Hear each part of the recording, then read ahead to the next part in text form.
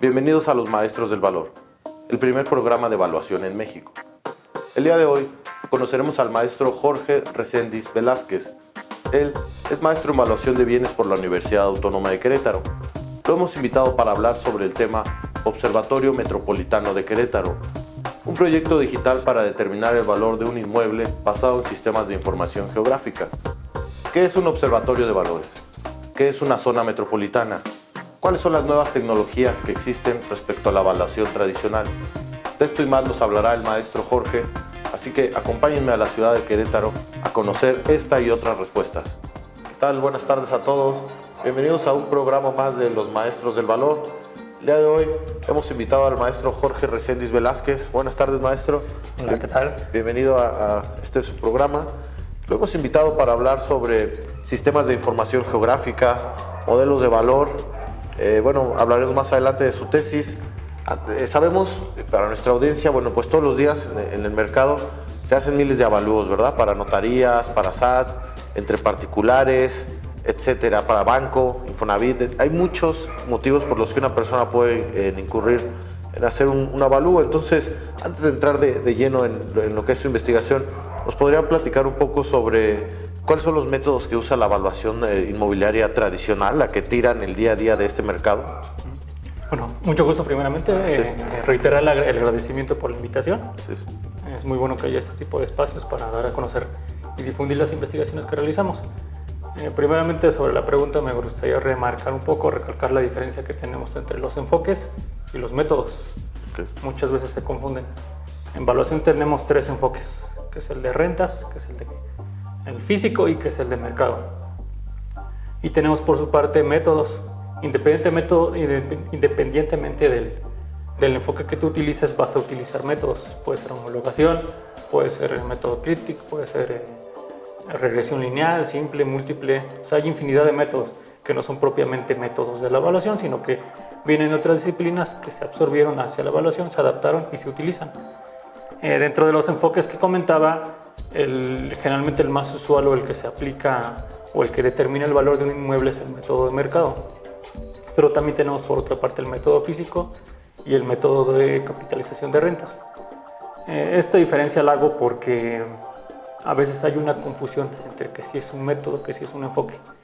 Y va referido a lo que me comentabas sobre los tipos de avalúos. Hay infinidad de tipos de avalúos. Generalmente en el mercado nosotros vamos a encontrar, más bien si tú miras un avalúo vas a encontrar que generalmente vienen dos leyendas: objetivo del avalúo y propósito del avalúo. El objetivo del avalúo, sin importar para qué se vaya a utilizar, siempre es uno: conocer, estimar, determinar, como le queramos denominar, el valor de un inmueble.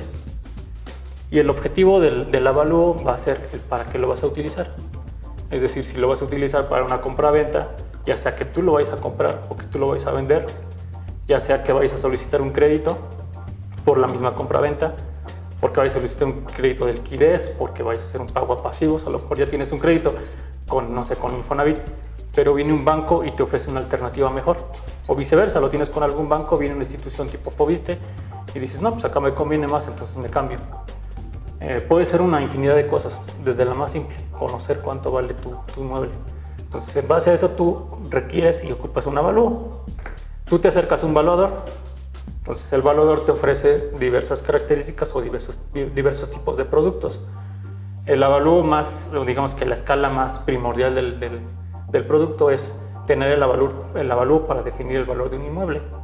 Que este no tiene ningún impedimento, tú te puedes ir por cualquiera de los tres enfoques o incluso ocupar los tres y puedes utilizar el método que más te convenga. Sin embargo, cuando entramos a avalúos que son requeridos por una autoridad, llámese un banco, llámese el Infonavit, el Fobiste, o por ejemplo para el pago de impuestos con alguna dependencia, catastro, con el SAT, con alguna herencia, algún juzgado, ahí sí requiere cierto tipo de lineamientos, que puede ser un avalúo comercial validado por una unidad de evaluación, a su vez dada de alta ante la Sociedad Hipotecaria Federal, o puede ser un avalúo que para casos de Querétaro estamos hablando de un avalúo antiguamente llamado catastral, ahora es el avalúo, antiguamente llamado fiscal, ahora llamado avalúo hacendario. Estos casos de avalúos requieren ciertos lineamientos que a lo mejor no cualquiera los puede realizar, sino que tienes que estar reglamentado y tienes que estar acreditado ante las instituciones de acuerdo a los requisitos que ellos te piden. En este caso de avalúos, lo relevante es que ellos te asignan o te dan los lineamientos a seguir. Puedes que sea mediante un sistema informático donde te proponen el método y tú te dedicas a llenarlo, o a lo mejor es un formato libre, pero igual va referido a los lineamientos que ellos te ponen. En estos casos, los más usuales, hablamos de concluir por un enfoque físico o un enfoque de mercado, pero casi siempre con el método de homologación. Entendiendo el método de homologación como aquel en donde utilizamos una serie de factores, los multiplicamos, obtenemos un factor resultante y ese factor resultante lo aplicamos en un promedio de acuerdo al número de muestras que tenemos. Pueden ser, por lo generalmente se aplican 6, pero tú puedes tener tantas como quieras. Aplicamos esa factorización y obtenemos el valor unitario concluido. Eso es por lo general lo que se utiliza. Hacía la diferencia y remarcaba un poco sobre esto porque estos obviamente van un poco limitados porque tienen que tener ciertas características que ellos te imponen. Pero cuando tú eres evaluador y cuando tú te dedicas a cumplir la función primordial, que es el definir el valor, pues va sobre el avalúo más simple, el avalúo comercial. Ahí sí tú te puedes ir por cualquiera de los métodos que ocupes, pero si hablamos como tal, ¿cuál es el que más se utiliza? Sí. Conclusión, enfoque de mercado y método homologación. Ok, perfecto, maestro. Bueno, vamos a, como concepto, su investigación describe el Observatorio Metropolitano de Querétaro. Y bueno, voy a leer, recordemos que este es un programa para dirigido a estudiantes de especialidad y maestría en evaluación.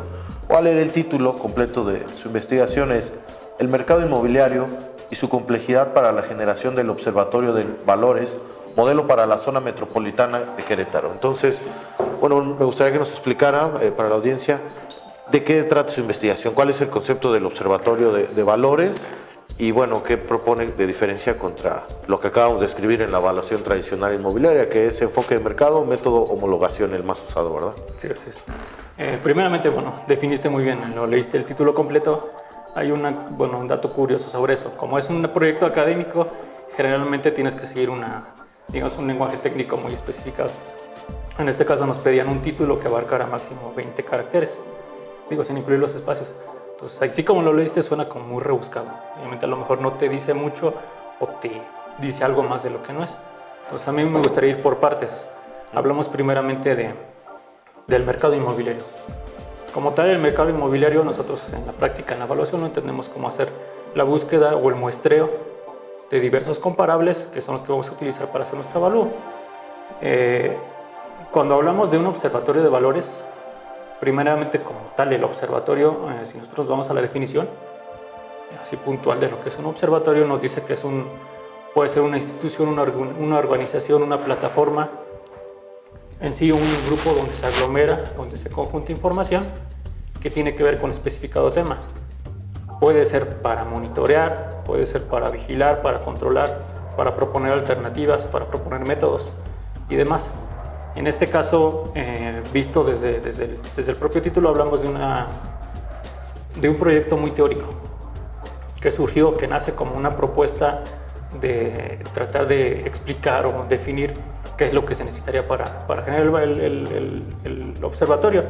Sin embargo, a medida que se avanza en la investigación, vamos avanzando y vamos descubriendo que es posible además llevar a cabo, implementar la plataforma de manera que tengamos una herramienta funcional. Sobre el proyecto en sí, cómo nace, la primera inquietud es que comentábamos en el apartado anterior sobre los distintos enfoques y los distintos métodos. Algo que tú puedes notar muy claramente es que independientemente de a qué método o a qué enfoque te vayas, todos sin excepción, al menos los que yo ubico, se alimenta de una materia prima muy importante, que son los comparables. O sea, no importa si usas un método multivariable, si usas una homologación, si usas un simple promedio. Absolutamente todos requieren el muestreo de un comparable, al menos.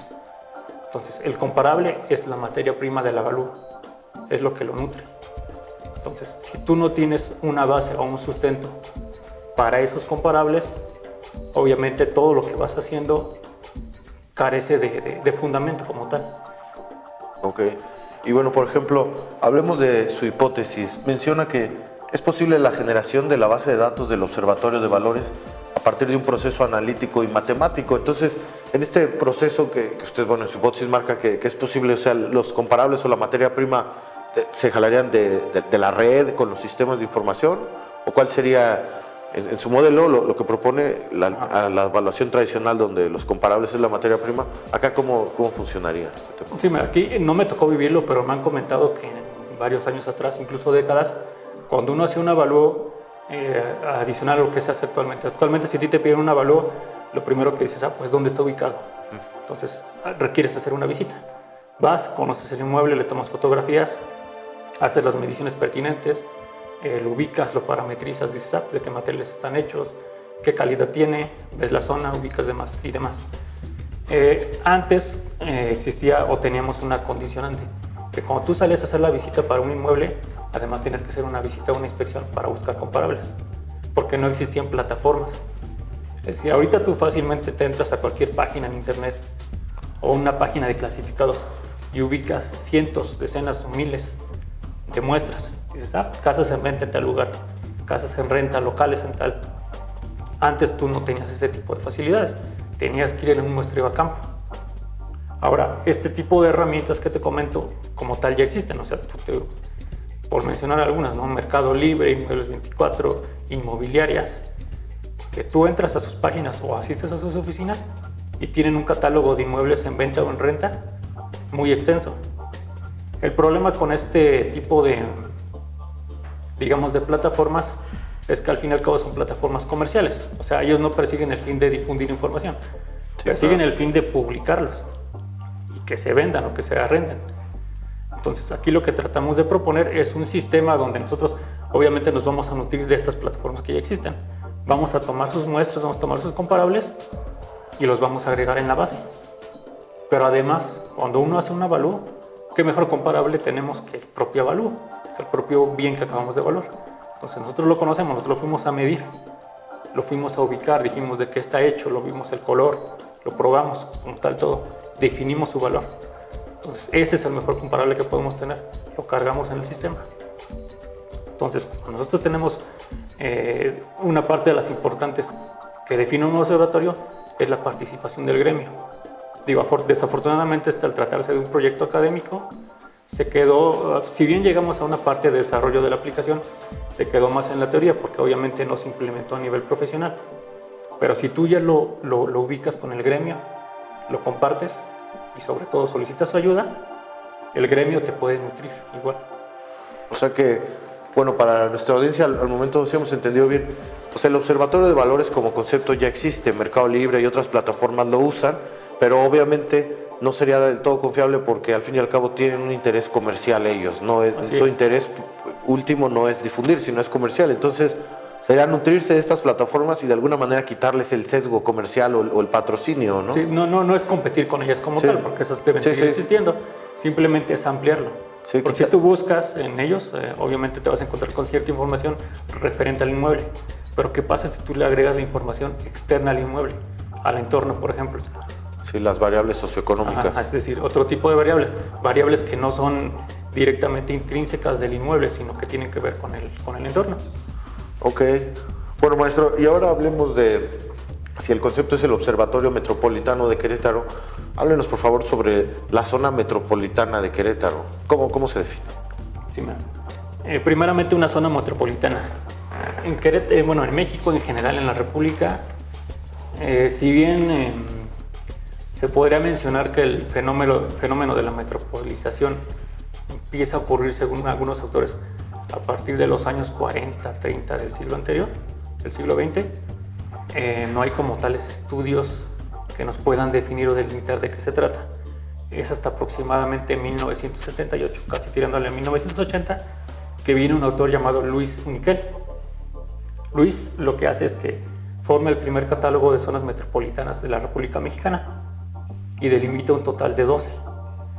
Él, para definirlas, toma una serie de valores según sus criterios.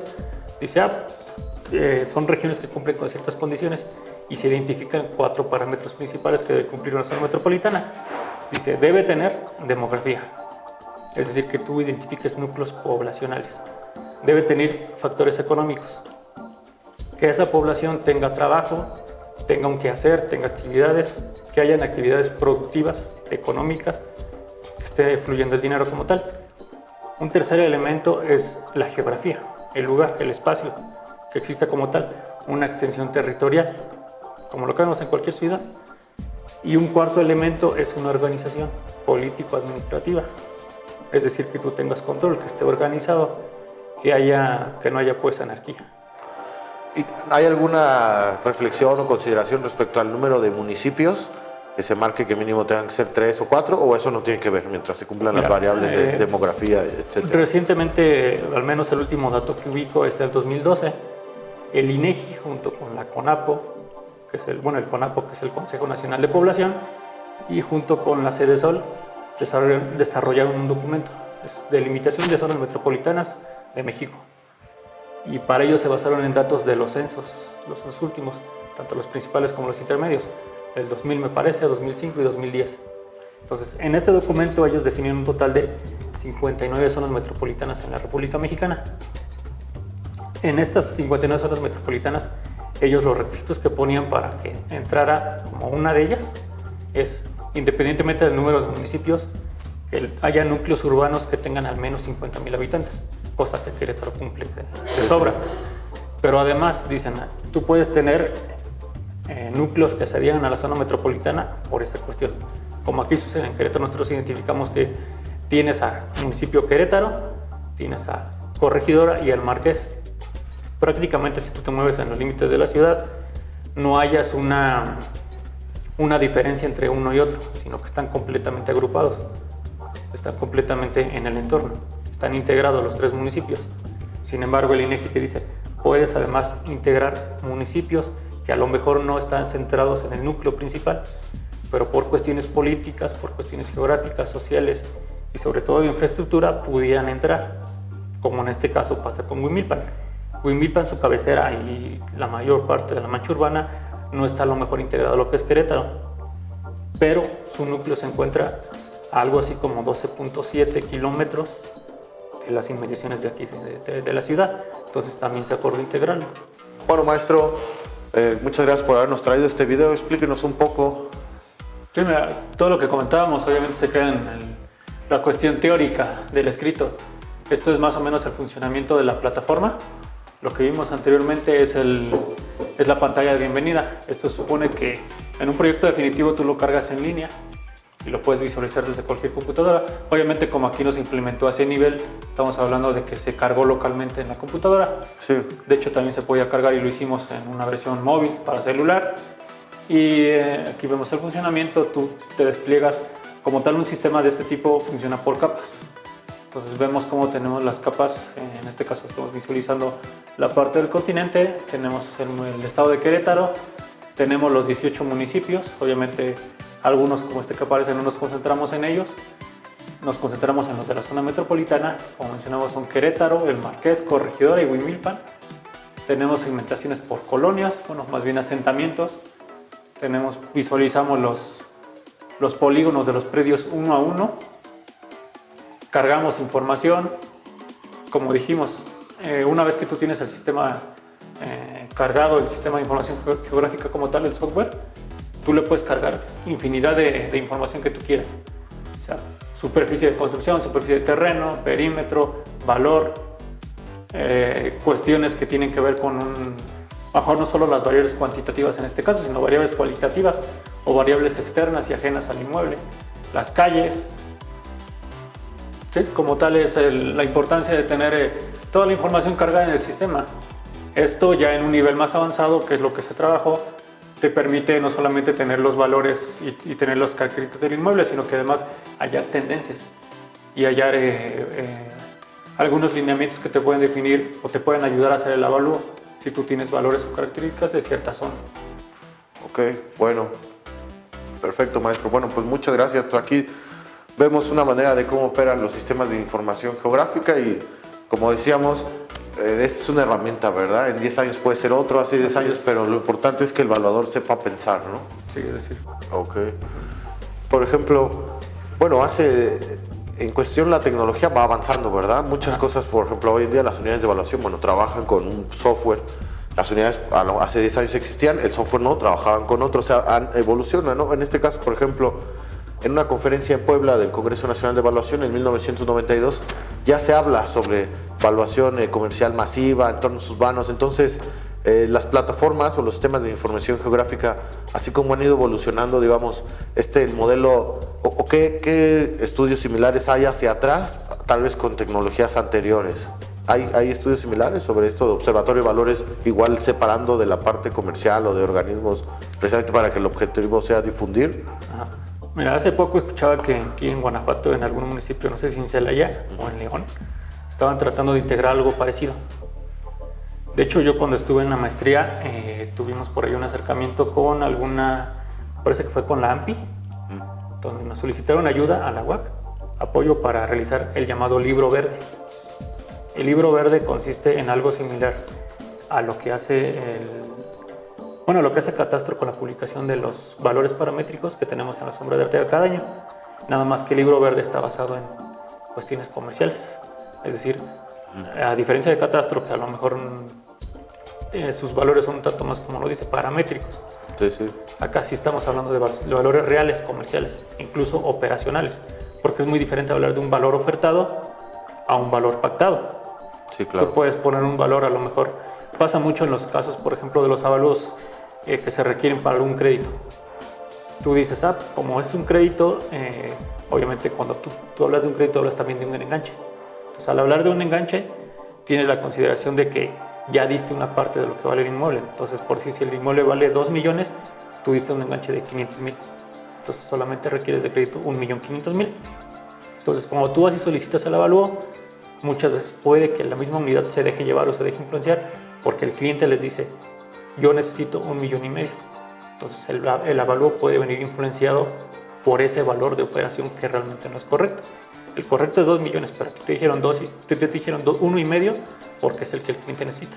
Y lo mismo a la inversa. Si tú requieres vender un inmueble, obviamente lo que te conviene es venderlo lo más alto posible. Entonces, si tú vas con un evaluador y le dices, oye, quiero vender esta casa, hazme el avalúo, tú preferirías que te lo diera lo más alto posible. Entonces, ahí es donde podemos tener algún tipo de sesgos. Y lo que comentabas de las plataformas, lo que te decía del libro verde es muy interesante porque al fin y al cabo, si tú tienes un compendio de valores, yo no digo que sean los correctos, pero sí los más exactos posibles a cómo se está moviendo el mercado, es donde vas a tener información que vale mucho. Porque es el problema de la búsqueda en las plataformas que existen actualmente. Tú buscas en base a precios ofertados. Sí, claro. No significa que en eso se vayan a vender. Entonces, el caso de las plataformas, ubico esas. En el pasado no sé si como tal un observatorio de valores exista. Lo que sí sé es que hay diversas cosas, de hecho los podemos ver en el día a día. O sea, uno como evaluador utilizas herramientas que tienen que ver con los sistemas de información geográfica, como el Google Maps, como los mismos sistemas informáticos de las unidades de evaluación, que ellos funcionan como un compendio, a lo mejor no gráfico o geográfico, pero sí un compendio tabular de valores. De hecho, tú mandas un avalúo a una unidad de evaluación y si ellos tenían antecedentes en otro valor, te lo rebotan y te dicen, oye, ¿qué crees? Hace un mes hicimos un avalúo de esa zona y me salió en tanto. Tú lo tienes más alto, más bajo, hay que cuadrar. Entonces, de cierta manera ya hay una especie, pero a lo mejor no todavía en definitiva. Sí. Por ejemplo, bueno, aquí no se menciona, pero la organización, la participación ciudadana, pues encuentra muchos espacios, ¿verdad? Como por ejemplo los observatorios de los derechos humanos. Habría así, ¿no? Diferentes ramas. Habría la posibilidad, por ejemplo, de que hubiera un observatorio de valores ciudadano, o sea, que fuera una especie de mecanismo al alcance de la sociedad, tal vez para contrarrestar, porque, pues sí, lo que dices es real, o sea, la independencia del evaluador hasta dónde, o la libertad existe, ya que, como dices, esta casa tiene mejoras, pero es que hay un antecedente, sí, pero como a la unidad le importa salir bien en las calificadoras, bien rankeada, no le importa que a veces pagan justos por pecadores, ¿no? O sea, si tú quieres que tu casa perderle valor, construye diferente al promedio, porque si tú le pones acabados superiores al promedio, cuando la vendas, y si es por crédito, te va a reconocer el parámetro, entonces no te va a llegar, vas a decir, es que no, yo le metí más mejoras, ¿no? Entonces, de alguna manera ellos perdemos un poco independencia de que tenemos que hacer que camine el sistema, ¿verdad? Porque así es como está hecho. Entonces, las unidades, bueno, pues se entiende, una unidad de evaluación deja una fianza de 5 millones de pesos, la califican mal, se lo quitan, no se va a arriesgar. Prefiere que el cliente, pues ni modo, yo como evaluador sí sé que hay mejoras, pero si el antecedente me causa problema en mi estadístico, mejor lo meto al carril, ¿no? Para que estadísticamente quede. Entonces, como un modelo de participación o de observación ciudadana, ¿habría la posibilidad también? Pues a lo mejor no sé si tanto ciudadana, porque también, digo, es lo que vemos en el caso de las plataformas existentes. Cuando tú ves que publican una casa en venta en alguna página, lo más probable es que esa oferta no venga sustentada por un avalúo, sino que simplemente viene a criterio del propio vendedor. Si yo voy a vender mi casa y le pongo tanto, si pega bien, si no, pues a ver qué vemos, qué hacemos. De hecho, nos ha tocado que al hacer la búsqueda de comparables, nos encontramos con la misma muestra publicada 5 o 6 veces. Y luego revisas y a lo mejor la primera oferta era 2 millones, la segunda 1.900.000, 1.800.000. Y le va bajando. ¿Por qué? Porque resulta que no se vendió.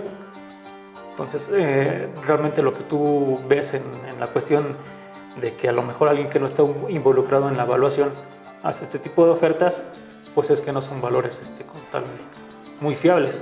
Entonces, a lo mejor no es que se requiera tanto la participación ciudadana, sino que hacer que el evaluador haga mejor su trabajo.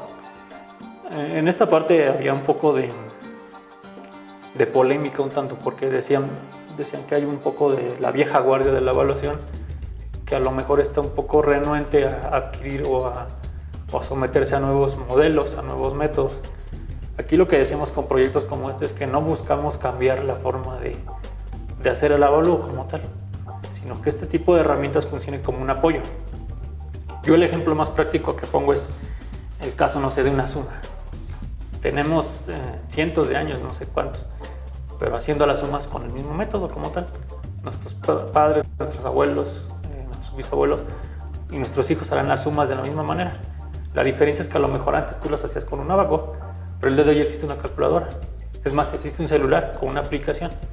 Tú puedes hacer la suma de 2 más 3 y la puedes hacer aquí a lápiz, o la puedes hacer en la calculadora y te va a dar lo mismo. Entonces, eso no significa que haya afectado el resultado como tal. Afectó la forma de hacerlo, te dio una facilidad, pero no tiene por qué interferir con tu proceso. Entonces, como tal, esta plataforma no se involucra con los métodos. O sea, tú puedes usar el método que quieras. De lo que se trata la plataforma es de nutrirte de información fiable, que tenga un filtro. ¿Qué pasa? Que nosotros somos mucho de, como dicen, el ver para creer. Si yo tengo un caso muy simple, ¿no? La regresión lineal. Si tú graficas una serie de datos, a lo mejor cuando los ves aquí escritos en una tabla, uno por uno, no hayas algo que digas, tiene algo extraño. Pero cuando los ves graficados y trazas una recta, ahí sí dices, mira, este de aquí es atípico, porque se salió. A lo mejor no sabes cuánto salió, pero dices, visualmente se ve que está muy por fuera de los demás. Entonces, en ese caso te das cuenta que está diferente. Entonces, este tipo de plataformas, implementando una serie de características matemáticas, estadísticas, te puede ayudar a definir de tu muestreo que hiciste cuáles están bien, cuáles no. Que por eso ya existen muchos métodos. Simplemente esta plataforma sería una herramienta tecnológica que te ayudaría a hacerlo más eficientemente.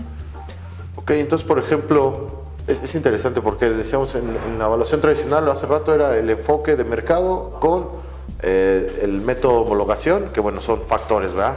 Que la ubicación, que si tiene pendiente, que si está en esquina, la manzana, etcétera, ¿no? Estado de conservación, edad, bla. Entonces, en estas plataformas se puede programar con el método que sea. Alguien podría meter igual el de mercado, etcétera, pero como una extensión o un plus que puede es que se pueden meter variables socioeconómicas, ¿verdad? En estas cartas, porque el método así común o siempre va a reconocer, en la homologación común solo reconoce las variables de la casa, ¿verdad? Tamaño, superficie, etcétera, estado de conservación, pero no reconoce variables a veces sociales, como de delincuencia, que pueden afectar el valor. Entonces, ya al tener las variables clásicas en el de mercado, el que programemos, más las sociales, si después tenemos un lugar donde todavía no se construyen las casas, pero tenemos las variables socioeconómicas, podemos también un poco proyectar o saber cómo se van a comparar, ¿no? Es otra aplicación de los... Así es. O sea, hay infinidad de aplicaciones. De hecho, lo que mencionas es muy curioso, porque cuando uno llena los avalúos, en este caso comerciales, que estás registrado ante la Ciudad Hipotecaria Federal, viene un apartado en su sistema informático donde te dice entorno y te dice, ¿hay iluminación? ¿Sí o no? Y es subterránea, es aérea, demás. Hay línea telefónica, hay agua y demás. Y viene una parte donde incluso te dice, o sea, tú sabes que eso debería contar. pero realmente por la forma en que lo presentan, dices, esto es de relleno. Porque incluso te dicen, oye, ¿hay una iglesia? ¿A cuántos Sí. metros? ¿Hay una escuela? ¿A cuántos metros? Y tú dices, ¿esto para qué? Obviamente sí tiene que contar en el valor, Sí. pero por la forma en cómo se está implementando actualmente no lo hace. Solamente se les alimenta su base de datos. Es mero ¿no? relleno, mero relleno. Entonces, este tipo de datos que ellos están solicitando con este tipo de plataformas vendrían a resaltar, a tener utilidad. Y por ejemplo, bueno, ya hay muchísimas, pero otra aplicación sería, bueno, el tipo de casas y luego con información del INEGI o algo, la rentabilidad o el ingreso de las personas. Y si tú encuentras que en un lugar no se vendieron y ves que está relacionado, o sea, también puedes encontrar o predecir, este tipo de casas se venden en lugares o para la gente con ciertos ingresos, ¿no? Y ahora si vamos a hacer una campaña publicitaria, pues busca en qué zonas la gente tiene sus ingresos para que ahí dirijas el anuncio de Facebook, el que sea. O sea, se puede ir relacionando con muchas disciplinas, ¿verdad? Los temas de información geográfica no tienen límites, ¿no? Es una herramienta y el que lo use puede pensar y llevarlo a aplicaciones. Sí, al final de cuentas yo supongo que sí se hace. A lo mejor no se hace como lo planteamos en esta plataforma, pero al final de cuentas se tiene que hacer. Porque una parte de las cuestiones importantes del sistema de información geográfica es que a lo mejor muchas veces creemos que es el software como tal. Pero no, el sistema de información geográfica, como lo dice el nombre, sistema, conglomera tres conceptos. Los datos, que es la información que tienes, el espacio, que es referenciar esos datos a una ubicación, y la plataforma, el software, ahora sí, ¿con qué lo vas a hacer? Entonces es por ello que es algo relevante. Bueno, ya estamos a punto de cerrar la entrevista, maestro. Recordemos, bueno, es un programa dedicado a estudiantes de especialidad de maestría. Si hay alguien que está en esa parte de la maestría, ya sea seminario de tesis o metodología de la investigación, que le piden desarrollar y quisiera enganchar un tema de titulación, ¿usted se le ocurre cómo podría derivar, aplicar? Pues usted puede ser en cualquier lado de la República, ¿no? Estas tecnologías, ¿cómo podría alguien continuar con esta investigación o enganchar algún tema de tesis? Mira, la cuestión con este tipo de proyecto es que, así como se lee, hablamos de evaluación directamente, pero realmente puede ser multifacético, multidisciplinario. De hecho, esto, si quisiera desarrollar al 100%, pues abarcaría más allá de la evaluación. Sí. Tendrías que involucrar a gente de informática, a gente con características sociales y con gente hasta de geografía, para que tú tengas la conjugación de varios elementos, de varias disciplinas y puedes desarrollar la plataforma. Ahora, en el tema de evaluación, algo que faltó mucho y que notamos durante la investigación es el tema de la información. Cuando tú haces tu muestreo, me tocó tocar varias puertas, ¿no? Así que en oficinas, en catastro, en INEGI, en plataformas, y en algunos casos, aunque teóricamente se planteaba, resulta que la información no estaba disponible, ya sea porque a lo mejor no hay datos continuos, o sea, a lo mejor hay unos datos parciales, pero no datos para toda la zona metropolitana, o en otros casos están, pero no es tan fácil que te los otorguen, y es entendible hasta cierto punto. A lo mejor no es tan fácil que yo vaya y solicite uno a uno cada uno de los predios de la ciudad y sus construcciones, porque van a decir, no, pues es un elemento a lo mejor de confidencialidad de cada propietario, no es para pasarlo, pero ese es el único detalle. Entonces, en temas de evaluación sí se podría abrir un poco más, también definir lo que comentabas de las variables que definen el valor del inmueble, hacer una lista, digo, ya hay algunos estudios, ¿no? Pero para el tema de la plataforma, hacer una lista de cuáles sí son posibles obtener para cualquier estado de la República en que se aplique y ubicarlos, localizarlos y basearlos en la plataforma. Perfecto, maestro. Y bueno, la última pregunta que le hacemos a todos los invitados, ¿qué mensaje le manda a los estudiantes de especialidad y maestría? Es libre la respuesta. Sí. Bueno, respecto a ello, digamos que uno de los inconvenientes de esta maestría es que a lo mejor tiene un enfoque muy diferente a otros. Otros tipos de especialidades son con un enfoque más bien de investigación. En este caso hablamos de un enfoque profesionalizante. Entonces, a lo mejor un tantito el mensaje es que hay que tener un poco de paciencia, porque a lo mejor mientras tú estás ahí no tienes mucha idea, porque como carecemos, digo, en cuestión de inmuebles, la mayoría de estudiantes son ingenieros civiles o arquitectos, y algo que he notado es que en la mayoría de los planes de licenciatura no hay alguna asignatura de evaluación, como si la hay en estructuras, construcción hidráulica o cualquier otra disciplina, pero como tal en evaluación no hay. Entonces, muchas veces quien está en la maestría de evaluación no tiene esa práctica profesional de los avalúos. Entonces sí sería un tanto desarrollar temas y acercarse a gente que a lo mejor ya está insertada en el campo para ver con qué se puede contribuir e incluso tú cómo puedes jalar tu conocimiento académico que adquiriste durante la maestría y aplicarlo ya en la vida profesional. Ok. Bueno, pues muchas gracias por haber aceptado esta entrevista, maestro. Y bueno, pues muchas gracias.